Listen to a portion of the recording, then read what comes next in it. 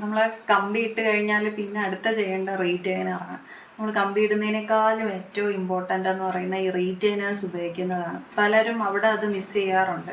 അതാണ് റിലാപ്സ് ആയിട്ട്, അതായത് വീണ്ടും ഗ്യാപ്പ് വരിക, ഉന്തൽ വരിക, ഇതൊക്കെ വരാനായിട്ടുള്ള മെയിൻ റീസൺ നമ്മൾ ഒറ്റക്കമ്പി കറക്റ്റായിട്ട് ഇടാത്തത് കൊണ്ടാണ്. അപ്പോൾ ഒറ്റക്കമ്പിയിൽ തന്നെ നമുക്ക് 3 ടൈപ്പ് ഒറ്റക്കമ്പികളുണ്ട്.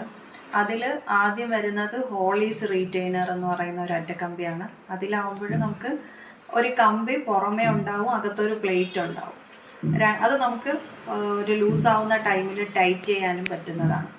രണ്ടാമത് നമുക്ക് ലിംഗ്വൽ റീറ്റെയിനർ എന്ന് പറയും.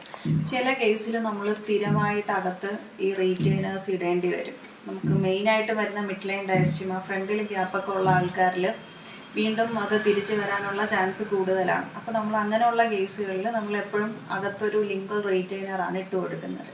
പിന്നെ ഉള്ളത് ക്ലിയർ റീറ്റെയിനറാണ്. നമ്മുടെ ക്ലിയർ അലൈനർ പോലെ തന്നെയാണ് ക്ലിയർ റീറ്റെയിനർ ഇരിക്കുന്നത്.